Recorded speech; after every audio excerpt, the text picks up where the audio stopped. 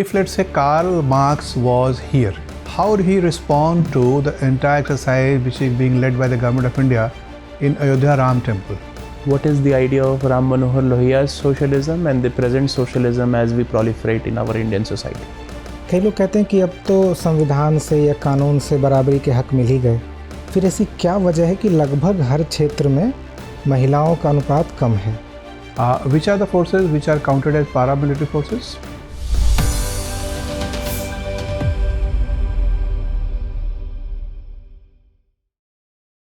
May I come in, sir? Come in. Good evening, sir. Good evening, sir. Good evening. बैठिए निधि. Thank you, sir. बातचीत का माध्यम Hindi English चाहती हैं? Sir, bilingual. ठीक है, तो introduce yourself. Sir, my name is Nidhi. I have done my education till class 10th from Chhattisgarh, and thereafter I did my class 12th and further graduation from Ayodhya. So my hobbies are yoga and cooking. Which subject you studied at your graduation level? Sir, I read ancient history, sociology and English. Sociology and English. So which of the three you liked most? Sir, sociology. Okay. So what appeals you in sociology? Which part of the analysis or study? So basically the ideologies of the thinkers, and I like the theory ideas given by the Karl Marx and the Emil Durkheim, sir. Okay. So if let's say Karl Marx was here, if he was here, how would he respond to the entire exercise which is being led by the government of India in Ayodhya Ram Temple? Sorry, sir, please. What would be the Karl Marx response about the Ram Temple project? Sir, if he was here, so most his famous quote, that is, the religion is the opium for the masses. So as per his ideology, I think he would condemn it for most of the part. But sir, maybe his ideologies got a little bit of reform also, sir. What is your personal take? Sir, I think it's a historical issue and it's a historical dispute basically. So the resolution is the only key to move ahead, and we cannot stuck with just one issue at a time, sir. ठीक है, तो अयोध्या में राम मंदिर बनने से आपने चूंकि व्यक्तिगत रूप से देखा होगा, क्या क्या फायदे दिख रहे हैं आपको और क्या क्या नुकसान दिख रहे हैं? Sir, the first thing which I can see at a very broad scale is the emergence of the temple economy. Because earlier the Ayodhya was not at all beneficial at the economic level. Now the people are getting employment. There is a kind of tourist promotion basically from the international level as well as from the pan-Indian level. So sir, that is one biggest benefit for Ayodhya, sir. Okay. Yes, sir. And which are the new challenges emerging in Ayodhya due to this? So first challenge is the plastic waste management, I personally feel, sir. So there is so many places where we can see the plastics are littering, and it's not actually making the beautification of the So pollution is one of the city. growing problem. Yes, sir. Pollution is also, sir. All kinds of pollution. Air Yes, sir. pollution, Yes, sir. urban waste pollution, Yes, sir. sound pollution, To an extent, sir. soil pollution. Yes, sir. Okay. So which is better? That is the vibrant economy which is emerging due to temple architecture is more important, or the growing pollution is more important? Sir, I think both should be balanced, because we are living in a era where we are more focusing over sustainable. Everything should be sustainable. So if let's say you are made in charge of the whole project, how do you ensure that the temple economy grows unabated, but it grows in a greener fashion? So the use of energy, the source of energy should be renewable, because Ayodhya is considered as the first solar city of Uttar Pradesh also, sir. So that can be used as a way to become a green city or green Ayodhya, sir. क्या सरकार ऐसा कर सकती थी compulsory कि अयोध्या में अब सिर्फ इलेक्ट्रिक व्हीकल्स ही चलेंगे, because you are starting the city construction of fresh, a new green field township is being developed there? Yes, sir. तो क्या ऐसा नहीं कर सकते कि हम वहाँ फॉसिल फ्यूल को परमिट ही नहीं करेंगे? Sir, rapid transformation, I don't think that it is going to be beneficial, because there is all section of the people like middle class, the below poverty line people are also live there. So it is not at all sustainable for all of them, sir. It might be good for a shorter period, but it may harmful in the longer run, sir. ठीक है निधि. निधि जी, आप अयोध्या से आती हैं। अयोध्या में एक international airport अभी बनाया गया है। Yes, sir. उत्तर प्रदेश में कितने इंटरनेशनल एयरपोर्ट हो गए अभी तक? Sir, 5. कौन कौन से? Sir, first is at Varanasi, Lucknow, Ayodhya, sir. So only 3 I am getting right now. Kushinagar Yes, sir. Kushinagar. और जेवर। International. Yes. जेवर it is operational. No, sir. It is under construction. What is the significance of Jewar International Airport? Sir, it is a greenfield airport. Okay, and how it is going to help Uttar Pradesh as a whole? Sir, it will reduce the carbon emission of the state, and it will help in the economic and the sir, environmental benefits too. Sir. How it is going to reduce the carbon emission?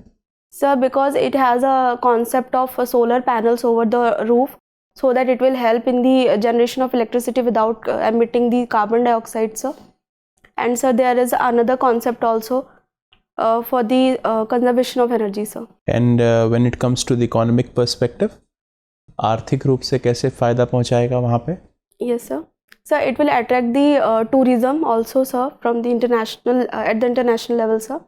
And as Ayodhya is becoming a hotspot of many economic as well as the spiritual and cultural activities, sir, so it will help in many ways, sir. Okay. Now, since you graduated from Ram Manohar Lohia Institute, now what was the contribution of Ram Manohar Lohia? Sir, basically he contributed during the Quit India movement in 1940s, and also he formed a Congress Socialist Party also, sir, and he promoted the idea of socialism in Uttar Pradesh as well as at the national level, sir. What is the idea of Ram Manohar Lohia's socialism and the present socialism as we proliferate in our Indian society? Sorry, sir, I'm not able You've not to read recall. about socialism of Ram Manohar Lohia? Sir, I have read, but I'm not able to recall right now. Anyways, not an issue. Now let's say tomorrow you're posted as one of the deputy collectors in one of the division in, let's say, Uttar Pradesh. Now, what are the areas you would like to work in the field of women empowerment? So the first one is the education of the women. So because that will lead her to empower in various fields. So the second one is their hygiene. Basically, sir, during the menstruation cycle, they should also have some kind of sanitary things too. And so the third thing, which I personally feel that the malnutrition problem in the state, mostly women are anemic, so it affect their health status also and their child Got also. it, Nidhi. Thank you, sir. निधि, आपने अपने परिचय में बताया कि समाजशास्त्र की पढ़ाई की आपने। एक समाजशास्त्री हैं चार्ल्स कूले, नाम सुना है आपने? Yes. क्या उनकी मुख्य स्थापना क्या है?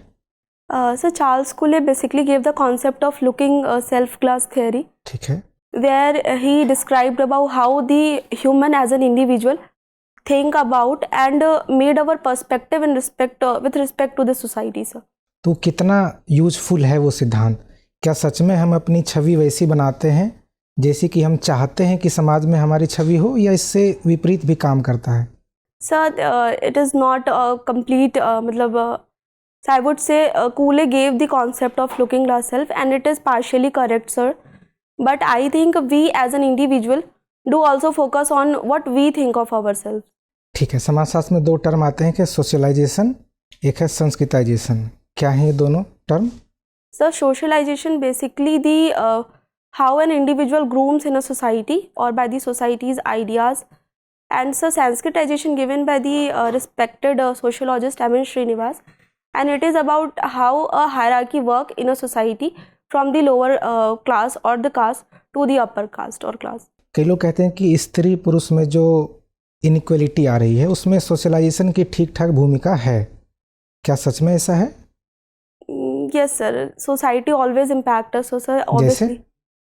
So the first one is the patriarchal norms the society in gender or engulfed within itself, sir. Like we since childhood, sir, we provide different kind of toys to the women and to the girl and boy differently, sir. So I think it plays a major role in the. इससे धीरे धीरे वो भूमिका उनकी स्थायी जी होती चली जाती है। ये बताइए, सेक्स और जेंडर में क्या अंतर है? So sex is a biological concept or biological entity, but the gender is a sociological entity. तो जो इनइक्वालिटी है वो सेक्स के बेसिस पे है कि जेंडर के बेसिस पे है? So it's based on gender. जैसे 2-3 एग्जांपल दीजिए जहाँ की जेंडर बेस्ड डिस्क्रिमिनेशन होता हो। Sir, first, we provide educational facilities more to a son than a daughter, sir. So it comes from the society's perspective towards a particular gender. Sir, son meta preference theory also, sir, works on this principle too. Glass ceiling effect लागू होता है इस पे? Yes, sir. क्या होता है ये glass ceiling? So glass ceiling effect basically an invisible or transparent stop towards a particular gender, that is woman, she is not able to reach up to the upper hierarchy of the social organizations or corporates. कई लोग कहते हैं कि अब तो संविधान से या कानून से बराबरी के हक मिल ही गए, फिर ऐसी क्या वजह है कि लगभग हर क्षेत्र में महिलाओं का अनुपात कम है?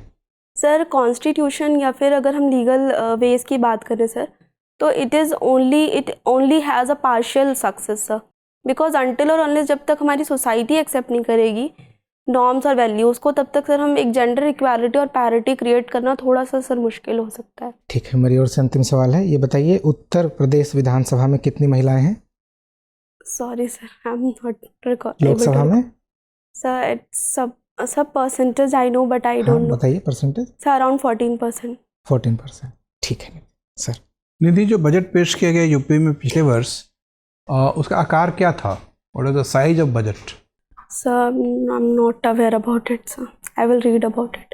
And what is the GSDP of UP? So 9.2%. That is GSDP growth rate. But what is the absolute size of GSDP? So I'm not sure about it. Okay, any rough estimate? UP government has set a target to increase its GSDP to $1 trillion by what year? Which year? So it's 2025. 25 is only next year. Yes, sir.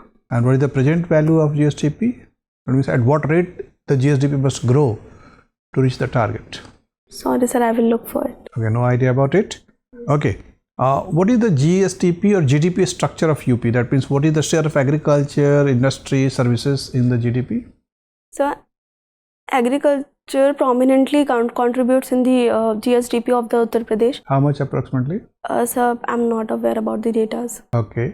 And what do you understand by occupational structure of any state or country? So occupational structure basically defines that what percentage of population are engaged in what kind of economic activities. Okay, that's true. So what is the occupational structure of UP?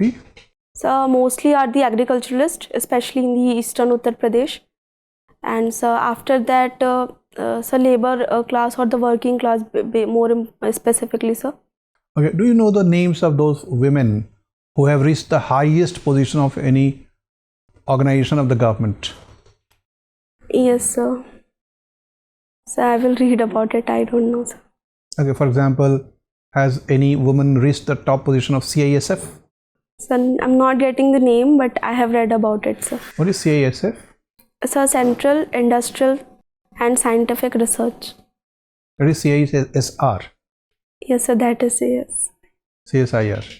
Sorry, sir. Council for Scientific and Industrial Research. Yes, sir, yes. I am not talking about CSIR, I am talking about CISF. Okay, what do you understand by paramilitary forces? Paramilitary forces. I'm sorry, sir. Which are the forces which are counted as paramilitary forces? Sir, I have less idea about it. I will read about it. Okay. Has any woman worked in UP as Chief Minister? Yes, sir. Sucheta Kriplani, ma'am. Which year? Sir, not sure about the year. Only she or anybody else? Sir, till now only she is there. Yes, sir, Mayawati, sir, also. Okay. Miss Mayawati has taken oath of the CM of UP how many times? Sorry, sir, confused. Confused. Okay. Has any woman worked as Governor of Uttar Pradesh? Yes, sir, recently there's a Honorable Anandiben Patel, ma'am. Any other woman before her? Sorry, sir, I'm No not idea. able to recall. Who was the first Chief Minister of UP after independence? I'm sorry, sir. Not looked at it. Okay. Nice talking to you, Nidhi. Your interview is over. You may go now. Thank you so much. Thank you, sir.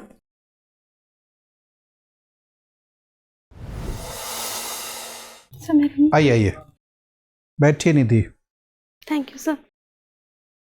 देखिए, आपका interview ज़्यादातर तो हाँ हिंदी में ही होगा, तो इसलिए हम लोगों ने बीच बीच में हिंदी में सवाल पूछा कि आप सहज हैं कि नहीं, जी सर।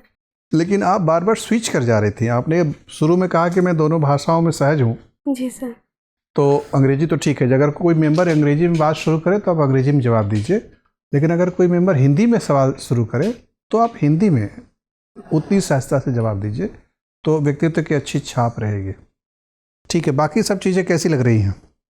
सर मुझे लग रहा है कहीं मुझे थोड़ा पॉज करके बोलना चाहिए, बहुत जल्दी बोल रही हूँ मैं सर। ठीक है, आप हाँ थोड़ा सा आप एंजाइटी थी बोलने की, के दबाव में थी कि मेरे को बोल डालना है। हाँ सर, वही मुझे लग रहा है थोड़ा सोच के बोलना चाहिए।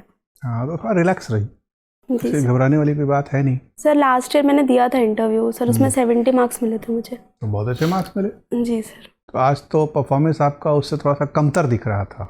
हाँ सर, पता नहीं क्यों। तो जब आप ऑलरेडी अच्छा स्कोर कर चुकी हैं तो आपको तो और भी नहीं घबराना चाहिए। जी सर। ठीक है, तो ऐसे ही लिबास पहन के गई थी कि साड़ी पहन गई थी फिर? नहीं सर, साड़ी पहनूंगी। हाँ तो साड़ी पहन के जाइएगा। और ठीक है, थोड़ा सा ये सब देख लीजिए यूपी के बारे में। अब चूंकि आप अयोध्या से जुड़ी हैं तो अयोध्या पे सवाल इस बार चर्चा, पूरा मसला वही ज्वलंत है। जी सर। राम मनोहर लोहिया अयोध्या से जुड़े हुए रहे हैं। जी सर। उनका जन्म कहाँ हुआ है तो पता है? अकबरपुर में सर। अकबरपुर में। उनकी किताबों के कुछ नाम याद है? नहीं सर, ये तो नहीं पढ़ा है। हाँ तो उनकी एक किताब बड़ी फेमस है, व्हील ऑफ हिस्ट्री, इतिहास चक्र। जी सर। उनके कुछ प्रस्थापनाएं हैं, मतलब चौखंबा राज्य वगैरह की जो अवधारणा उन्होंने दी है वो सब थोड़ा देख लीजिएगा, पूछ बच सकते हैं। जी सर। आपने ग्रेजुएशन किया है एंसेंट हिस्ट्री और सोशोलॉजी से, तो परिचय में अगर आप बताएंगी तो सोशोलॉजी से या इंग्लिश लिटरेचर से सवाल आ सकता है। जी सर। तो खैर ठीक है, आपका सोशोलॉजी में आपने पढ़ा है, लगता है आपने यूपीएससी वगैरह में सब्जेक्ट वही रखा है। जी सर, ऑप्शनल वही है, तो वो तो ठीक लग रहा है सोशोलॉजी। सर कार्ल मार्क्स के में मतलब आंसर मैंने बैलेंस दिया था सर, या फिर कुछ एक सर जैसे मैंने कहा था कि उनके आइडियाज़ अभी भी रेलेवेंट है सर, लेकिन अगर वो होते अभी तो वो थोड़ा रिफॉर्म करते उन आइडियाज़। ठीक है, वो आपने आप खुद तो नहीं कहा ना, क्योंकि सवाल ये था कि कार्ल मार्क्स क्या कहते। जी सर। तो कार्ल मार्क्स तो वही कहते जो मार्क्सिज्म है। जी सर। तो वो ईमानदारी से उनको आने दीजिए, उसको अपने कंधे पे न लीजिए। ठीक था वो, ठीक है, लेकिन थोड़ा बहुत इकोनॉमी के बारे में पढ़ लीजिए। जी सर। थोड़ा सा बजट देख लीजिए, थोड़ा जीएसटीपी ये सब ठीक है सर। मोटा मोटी देख लीजिए। आपके पास आपने डेट 6 जनवरी लिख दिया है, एक्चुअल इंटरव्यू किस दिन है? सर 10 तारीख को एक्चुअल इंटरव्यू। 10 को है। जी सर।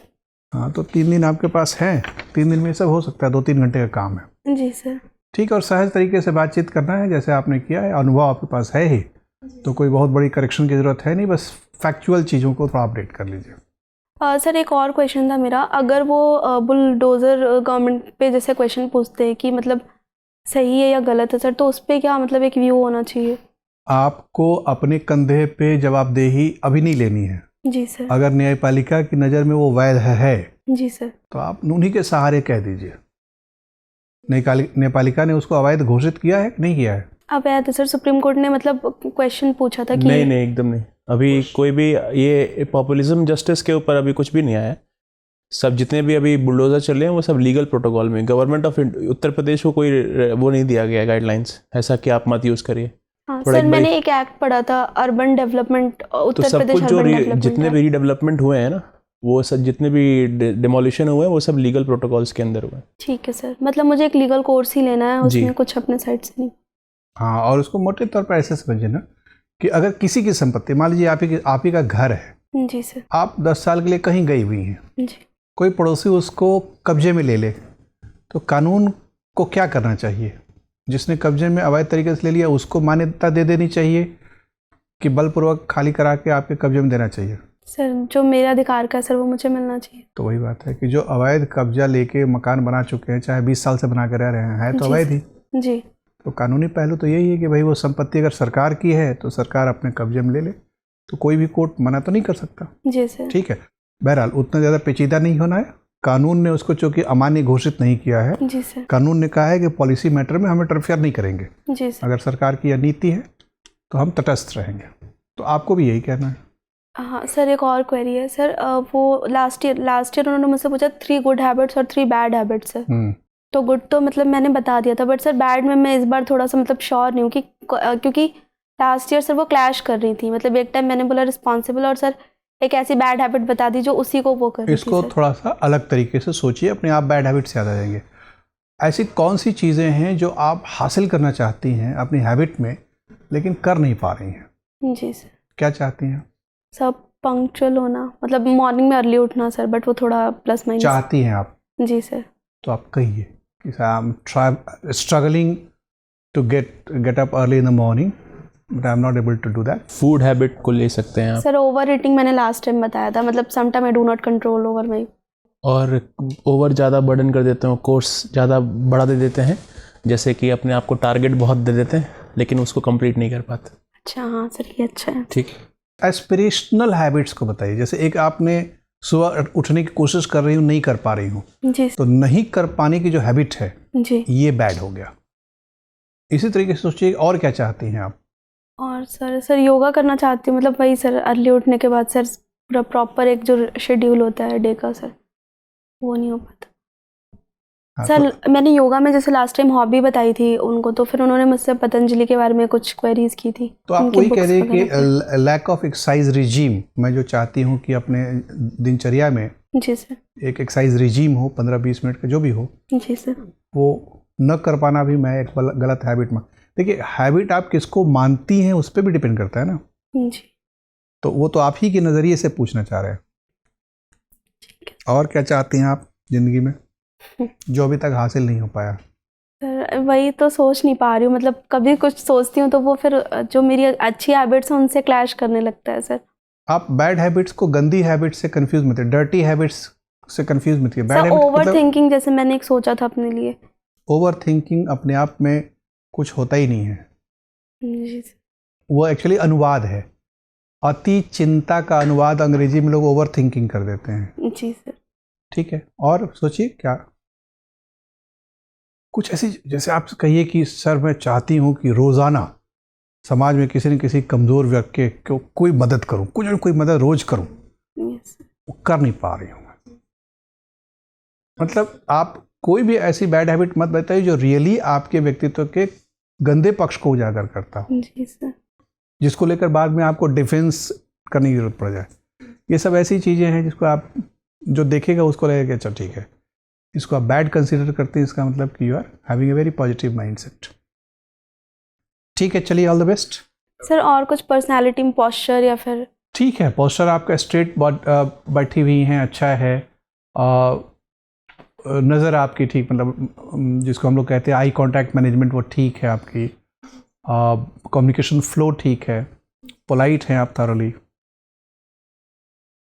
अच्छा है। वो सब कमेंट करने लायक नहीं था, इसलिए मैंने नहीं। ठीक है sir. Okay, all the best. Thank you so much sir. Thank you sir.